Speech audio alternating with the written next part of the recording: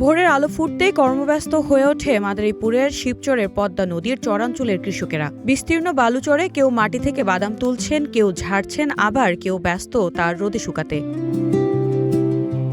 বালুময় পদ্মার চরে অন্য ফসলের আবাদ কম হওয়ায় বাদাম চাষী এখানকার মানুষের জীবিকার প্রধান ভরসা। নারী পুরুষ সমান তালে কাজ করছেন মাঠে। গত বছরের লোকসান কাটিয়ে এবার ফলন ও দাম দুটো নিয়েই স্বস্তিতে তারা। পদ্মার উর্বর বেলে ও পলিমাটিতে রাসায়নিক সার বা কীটনাশক ছাড়াই মিলছে ভালো ফলন। চলতি মৌসুমে আবহাওয়া অনুকূলে থাকায় এবং চরের বাদামের স্বাদ ও আকার ভালো হওয়ায় বাজারে এর চাহিদাও ব্যাপক। দাম ভালো আছে, লাভবান আছি। যদি এরকম থাকে সামনের আর বেশি নাগাম, এবার 15 করে সামনের 2-2.5 বিঘা নাগামো। এবার আঙ্গ বাদাম খুব সুন্দর হয়েছে, অনেক ভালো হয়েছে, দাম অনেক বেশি। তো এরকম থাকলে আমরা সামনের বছর আরো বেশি করব। যদি এরকম যদি না থাকে কমে যায় তাহলে তো আঙ্গ চালানে আমরা মার খাবই। এবার তো বন্যা হয় নাই, বৃষ্টি একটু কম হয়েছে। এবার আমরা সবাই লাভবান। বাদাম ভালো হয়েছে, ওই চরে অনেক বাদাম হয়েছে। এবছর যদি এরকম বাদাম হয় প্রতি বছর লাভবান থাকবো, দাম যদি না কমে গৃহস্থরা ভালো থাকবো।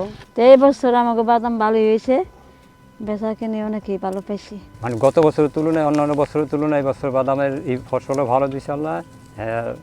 বাদাম ভালো হয়েছে, মোটামুটি এরকম বেচতে পারলে এরকম দাম হইলে আমরা লাভবান হব। ফসলও ভালো হয়েছে, দামও ভালো।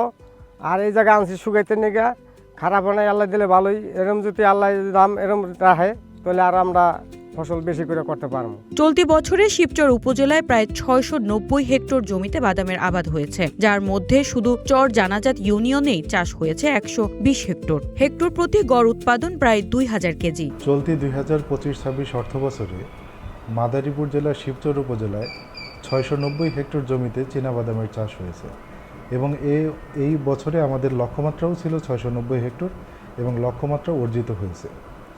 আমাদের শিবচর উপজেলার বিভিন্ন যে চরাঞ্চল আছে, বিশেষ করে চর জানাজাত union, Kanthalbari union, Bandarkhola, সন্ন্যাসীরচর union, এই সব ইউনিয়নে বিস্তীর্ণ বালুময় চরাঞ্চলে চীনাবাদামের চাষ বেশি হচ্ছে, যার মধ্যে শুধু চর জানাজাত ইউনিয়নেই 120 হেক্টর জমিতে এই বছর চীনাবাদামের চাষ হয়েছে।